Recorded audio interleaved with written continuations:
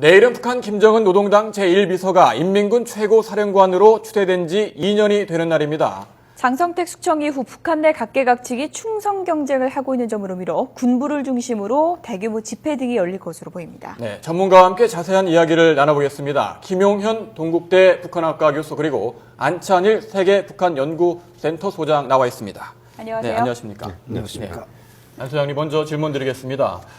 내일이 김정은 최고사령관 추대 2주년을 맞는 날인데 북한 내에서는 다양한 행사가 열릴 것으로 예측되고 있죠. 어떻게 보십니까? 네, 우선 이제 그 4.25 문화회관, 이 4.25 문화회관은 이제 북한군 창건일인 4.25에 맞춰서 북한군 인민무력부 소속 그 회관입니다.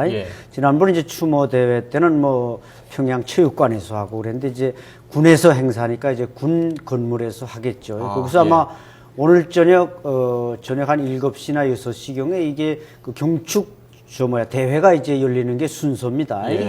날씨가 좀 춥지 않으면은 원래 경축 야외도 열려서 젊은이들이나 군인들이 춤도 추고 이렇게 하는데 이번에는 그냥 그 경축 그 보고 대회 정도 하고 그 외에 아마 내일 당일 날에는 여러 군부대별로 축하 행사나 충성 결의 대회나 이런 것들이 이제 산발적으로 진행될 것으로 보입니다. 네, 경축 대회 앞두고 있어서일까요? 최근에 김정은의 행보를 보면은 군부대 시찰을 포함해서 군 관련 행보가 많았습니다. 좀 관련이 있다고 볼 수 있을까요? 그렇습니다. 지금 이제 최고사령관 추대 2주년 행사를 기점으로 북한 내에 김정은 체제가 군에 있어서 많은 충성을 받는, 그래서 아래로부터의 군의 지지를 받는 이런 것을 상당히 정치적으로 보여주는 그런 행보가 나타나고 있다 이렇게 볼 수가 있는데요.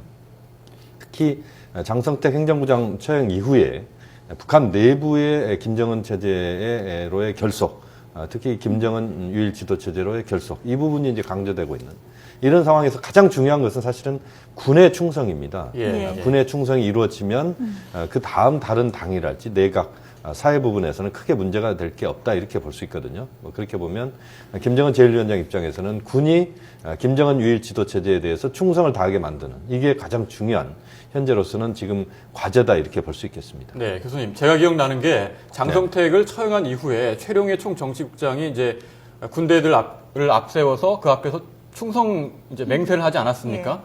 그 장면이 기억이 나는데 이제 인민군 최고사령관으로 추대 2주년을 맞은 김정은 거기에 대해서 군부가 충성을 맹세하는 것이 중요하다고 말씀하셨지 않습니까? 그렇습니다. 그러니까 장성택 숙청 이후에는 그 의미를 더할 수 있다 이렇게 볼 수 있는 거죠. 그렇습니다. 지금 말씀하신 것처럼 장성택 행정부장 처형 이후에 북한 내부에서는 이제 장성택 지우기 그러면서 김정은 직할 통치 체제로 가는 그런 흐름들을 상당히 빠른 속도로 지금 만들어내고 있다 이렇게 봐야 되는데 그 과정에서 말씀하신 것처럼 이제 최룡해 총 정치국장이 군부의 어떤 충성 결의대에서 이제 낭독하는 이런 것은 결국 김정은 체제에 대한 절대적인 충성을 군이 한다. 이것을 내외에 과시하는 김정은 체제에 전혀 문제가 없다. 이것을 보여주는 그런 정치적 행사다 이렇게 볼 수도 있겠습니다. 네, 장성택 숙청쯤에서 북한의 이제 쿠데타설 이런 것도 제기됐던 게 사실인데요. 지금 상황을 보면 김정은이 군부를 모두 완전히 장악을 했다 이렇게 볼 수 있을까요?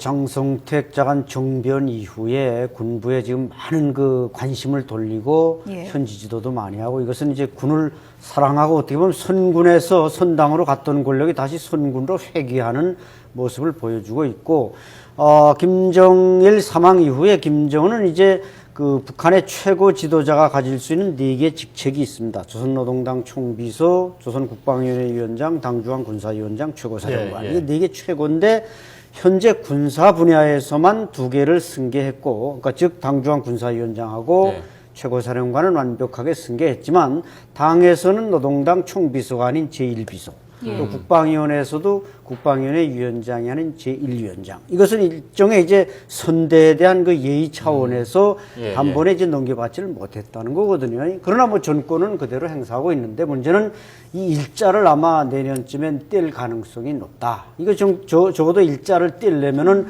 뭐 상당한 당대회나 뭐 당전원회의나 또 당대표자회나 이런 걸 소집해야 되는데 이 쿠데타에 대해서 김정은도 상당히 그 고심을 많이 하고 있지 않나. 왜냐하면 이번에 그 평양에서 초병대회가 열리지 않았습니까? 이 초병대회가 우리 한국 사회에 잘 이게 해석들이 안 되는 것 같은데 이것은 휴전선 155마일을 지키는 민사행정경찰이라는 부대가 있습니다. 이것이 경찰총국 소속입니다. 그 부대의 대표들을 전부 평양에 불러다가 이번에 대회를 하고 이 부대는 이제 특수부대이기 때문에 격수를 뭐 시범도 보고 그러지 않았습니까? 그래서 왜 그러면 이 최전방 부대를 대표들을 평양으로 불려서 그동안 이 부대들의 초병대회는 군단 사령부별로만 진행됐지 평양에서 진행되고 최초입니다. 그래서 이걸 볼 때 뭔가 최전방 군인들의 어떤 동요도 맞고 또 최전방의 모든 북한은 병력이 집중돼 있으니까 이 분야에 대한 관심을 집중하는 것도 일종의 북한의 어떤 뭐 붕괴 시나리오라든지 또 대량 탈북이라든지 도전이라든지 이런 걸 조율하게 하는 것이 아닌가 그런 해석도 따르고 있습니다. 초병 대회라는 게 그런 의미가 있었군요. 제가 알게 됐습니다. 안 소장님, 그런데 말이죠. 북한 내에서 장성택 숙청 이후에 군부 개편을 보니까 원로 세력이 물러나고 새로운 신진 세력들이 이제 김정은 주변에 포진한 걸로 저희들이 보게 됐는데 그 내용을 보면은 이제 최룡해 같은 경우에도 군 경험이 별로 없는 그런 출신이고 이러다 보니까 총선 경쟁을 벌이다 보면은 이게 혹시라도 대남 도발로 이어지지 않을까 이런 우려가 있는 게 사실 아닙니까? 어떻게 보십니까? 예, 어느 정도 가능성을 열어놔야 한다고 생각합니다. 우리가 이제 장성택 그 처형 이후에 최초로 권력 지도가 나타난 게 김국태 장례위원회에서 나타나지 않았습니까? 김경희는 명단은 들어갔지만 아직까지 얼굴을 드러내지 않고 있고, 거기에 이제 김격식 대장, 또 김영철 대장, 정찰총국장이죠. 변인선 상장, 작전국장입니다. 이런 그 군부의 강경파들이 그 장례위원회 명단에 들어가지를 못했습니다.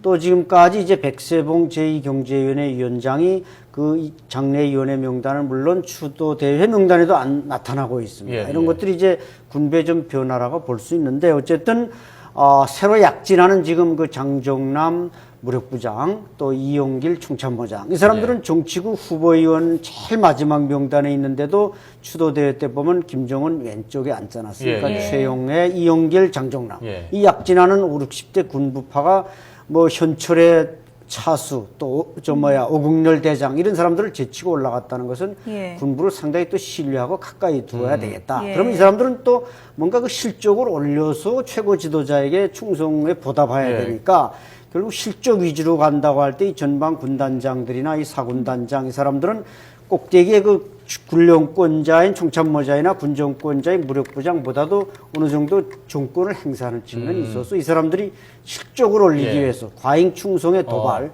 이런 것은 예견해야 된다고 봅니다. 네, 뭐 군부뿐만 아니라 당정군 다 합쳐서 지난 2년 동안 살펴보면 주요 인사 가운데 많게는 절반 가까이가 이제 교체됐다고 하고요. 그 특징을 보면은 젊은 세대가 이제 많이 약진했다는 분석이 많이 나오고 있는데요. 어떤 변화를 예상해 볼 수 있을까요? 지금 이제 우리가 주목해야 되는 부분은 두 가지인 것 같습니다. 하나는 지금 이제 언론에 등장하고 있는 주요한 인물들을 한번 봐야 되는데요. 최룡해 정치국장이나 김원홍 국가안전보위부장이나 이런 사람들이 김정은 제1위원장의 주변에서 그 중요한 그 김정은 유일 지도 체제를 구축하는 데 역할을 하고 있다 이렇게 볼 수 있습니다. 또 하나 주목해야 될 부분은 이제 지금 방금 말씀하신 부분인데 언론에는 그동안 그렇게 노출되지 않았지만 5, 60대 또는 4, 5, 60대의 새로운 신진 인사들입니다. 이 사람들이 김정은 제1위원장 주변에 그 포진돼 있으면서 아마 장성택 행정부장 처형 과정도 이들의 어떤 의견들이 상당히 김정은 제1위원장을 움직였을 가능성이 높습니다. 그렇게 본다면 그들이 얼마만큼 앞으로 그 개방이랄지 개혁 조치와 관련된 부분에서의 그 입장을 갖고 있는지 또는 김정은 제1위원장 체제를 어떤 식으로 끌고 가려고 하는지 이런 것들을 우리가 상당히 주목을 해서 봐야 되는 부분이고 그들의 앞으로의 행보가 북한 체제 미래와 관련돼서 대단히 중요하다. 그렇게 보면 새롭게 등장하는 새로운 신진 세력들, 세력 교체의 흐름 속에서 나오고 있는 당정군 그리고 사회의 주요 인사들을 우리가 좀 더 면밀하게 체크를 해볼 필요가 있다고 봅니다. 추가 도발 가능성에 대해서 우려하는 부분 중에 핵이나 미사일 실험 이 부분들이 이제 주목해야 될 부분이 아니겠습니까? 북한이 추가로 핵실험을 한다면 이게 단순한 문제가 아니라 4차 핵실험 자체는 정말 큰 의미가 있지 않겠습니까? 어떻게 그렇습니다. 보십니까? 지금 말씀하신 것처럼 이 4차 핵실험이나 장거리 로켓 발사랄지 또는 연평도급의 어떤 무력 군사 시위랄지 이런 것들이 이루어진다면 사실은 김정은 체제의 당분간은 대외 관계는 거의 뭐 망가진다 이렇게 봐야 됩니다. 특히 김정은 제1위원장이 지금 심혈을 기울이고 있는 부분은 방중입니다. 시진핑 총서기를 내년 봄에 2, 3월 달 정도에 만날 수 있느냐 이게 상당히 외부에서 보는 중요한 그 북중 간의 이벤트고 그 김정은 제1위원장 입장에서는 상당히 중요하게 생각하는 부분일 겁니다. 그런데 만약에 4차 핵실험이나 장거리 로켓 발사가 이루어진다면 그 방중은 또 상당 기간 물 건너간다 이렇게 봐야 되거든요. 그렇게 본다면 북한으로서도 이 부분은 상당히 신중하게 접근할 수밖에 없다. 후폭풍이 만만치 않다는 겁니다. 그렇기 때문에 그러한 것들을 북한이 고려하면서 간다면 당분간의 그 4차 핵실험 가능성이 이런 것보다는 저강도 무력시 또는 말로서 강하게 대외, 대남 부분에 있어서 그 시위를 하는 이런 가능성이 높다고 봅니다. 네, 저도 이제 김 교수님하고 크게 그 생각이 다르지 않은데 어쨌든 이 북한이 강조하는 그 백두혈통의 혈관은 군부를 통해서 지금껏 흐르고 있기 때문에 이걸 단번에 군부의 영향력을 감소시키면서 어떤 경제나 이걸 갈 수 없는 상황. 이거 이번 장성택 그 갈등의 원인도 오선들, 선박들을 군부대다 선물하는 과정에서 장성택이 그렇게 해서는 안 되고 내각의 수산성을 발전시켜서 물고기를 잡아 공급하면 되지 않느냐. 이런 데서 이제 군부의 불만이 있고 그 불만이 반영돼서 이제 결국 장성택 그 일당이 소위 제거되는 결과가 나왔고 4차 핵실험에 대해서도 마찬가지입니다. 저도 이제 만약에 김정은 체제가 4차 핵실험을 하면 베이징과의 관계는 뭐 내년 6월 이전에는 완전히 얼어붙게 되는 것이죠. 그래서 이 베이징 방문이냐 4차 핵실험이냐 이 두 가지 카드를 놓고 지금 김정은은 상당히 고민이 많을 것이라고 봅니다. 중국과의 관계가 이제 중요 변수가 될 수 있다 이런 분석을 해주셨는데요. 이제 북중 관계에 대해서 이제 장성택 숙청 이후 여러 이제 언론에서 다양한 분석 기사를 내놓고 있습니다. 일본 언론을 보니까 이런 내용이 있더라고요. 김정은이 중국을 유사시 적으로 간주하라는 사상 교육을 하고 있다. 이런 내용이 이제 보도가 됐는데요. 어떻게 해석해 볼 수 있는 건가요? 물론 이제 북중 관계라고 하는 것은 이제 그 순망치 않의 관계이기도 합니다. 그 입술과 이빨과 그 긴밀한 관계이면 틀림이 없는데 또 북한 입장에서 봤을 때 중국에 대한 경계는 늘 또 있었던 게 사실입니다. 그러니까 경제적으로는 북한이 중국에 상당 부분 의존하고 있지만 또 정치 군사적으로 또 여러 가지 차원에서는 중국과의 어떤 그 거리를 두려고 하는 이런 부분은 늘 존재해 왔고 김정은 제1위원장 입장에서도 이 북중 관계를 그야말로 중국의 모든 것들을 북한이 종속되는 이런 쪽으로 가려고 하지는 않을 겁니다. 그런 차원에서 중국에 대한 어떤 늘 견제하는 이런 부분들은 또 한편으로 존재한다 이렇게 볼 수 있습니다. 어떻게 해석해 볼 수 있을까요? 뭐 북한은 이제 중국에 대해서는 경제적으로 위협받고 있고 우리 남쪽이나 또 일본에 대해서는 군사적으로 위협받는 소위 이제 자신들이 취약하다 보니까 그런 위협을 느끼는 거죠. 자신들이 정상 국가라면 누구에 대해서도 자신감을 가지겠지만 결국 자신들이 취약하고 초라하기 때문에 그런 위협을 받는데 황장엽 선생님도 말씀했듯이 중국을 조심하라. 이것은 뭐 김일성 때부터 내려온 말이고 그것은 그만큼 중국이 경제력이 언제든지 북한을 덮칠 수 있는 덧이 될 수 있기 때문에 그런 공포심을 일상적으로 이루어져 오던 이루어져 왔고 이번에도 뭐 장성택 처형 항목에도 뭐야 헐값에 땅을 넘겼다, 광물을 넘겼다. 이것이 북한 스스로 중국에 예속될 수밖에 없는 자신들의 어떤 열악함 때문에 그 공포심을 항상 공존하고 있습니다.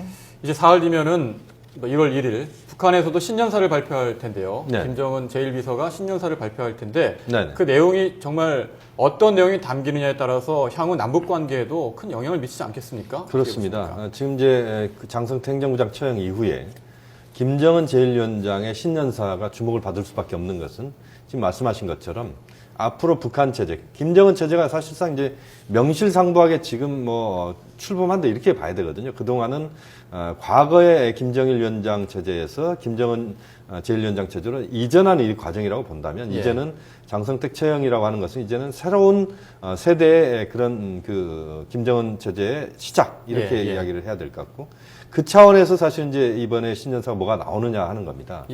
특히 이제 북한 내부의 경제 부분에 있어서 개혁과 개방과 관련된 부분에서의 어느 수준에서 언급이 있느냐. 예, 예. 또 그 대외 부분에 있어서 예. 핵 문제랄지 또는 미국과의 관계 설정을 어떻게 하느냐. 예. 대남 부분에 있어서 어떠한 그 박근혜 정부와의 예. 그 설정을 하느냐. 이런 부분들이 상당히 주목을 받아야 된다. 또 주목을 받을 수밖에 없다고 보고 가장 중요한 부분 중에 하나는 장성택 지우기를 김정은 제1위원장이 어떤 식으로 신년사에서 담느냐, 예. 직간접적인 표현을 하느냐 이런 부분도 우리가 상당히 주목을 해서 봐야 될 부분 같습니다. 예. 예, 제가 네. 보기에는 이제 군사 부분에 상당히 눈길이 가는데 과연 이자 김 교수님 지적한 것 외에 군사 부문을 어떻게 뭐 전투 준비, 전쟁 준비, 선군 문제, 또 군의 후방 공군 문제 이런 걸 어떻게 이제 언급할지 예. 상당히 비중이 좀 높게 책정될 것 같고 올해 신년사는 이제 김일성이가 94년 7월 8일 죽은 이후에 19년 만에 올해 최초로 1차를 했고 내년은 두 번째 신년사란 말이죠. 예. 여기서 또 하나 이제 그 주목해 볼 것은 북한이 내년에 이제 그 경제 뭐 문화 이거 다 중요하지만 4월에 이제 최고인민회의를 열어서 명실공히 김정은 시대 권력을 아마 출현시킬 것입니다. 그때 아마 헌법 개정도 예상되고 예. 뭐 여러 가지가 예상되고 있는데 예. 또 김일성 김정일주의에 대한 이념적 해석 이것도 아마 신년사에 담으면서 그러니까 새로운 이념적 목표 이런 것도 제시할 것이니까 이번에 아마 김정은 신년사는 어느 장소에서 하느냐. 우리가 보통 그것을 녹화해서 하지만 다 생방송으로 하는 거로 착각하고 있는데 김정은의 신년사는 녹화돼서 일요일 아침 9시에 진행되지만 그것이 생방송이 아니고 하루 전에 녹화돼서 진행된다는 예. 걸 우리 국민들이 알아야 될 것 예. 같습니다. 네. 예. 예. 오늘 말씀은 여기까지 듣겠습니다. 네. 지금까지 김용현 교수 그리고 안찬일 세계북한연구센터 소장이었습니다. 두 분 말씀 고맙습니다. 고맙습니다.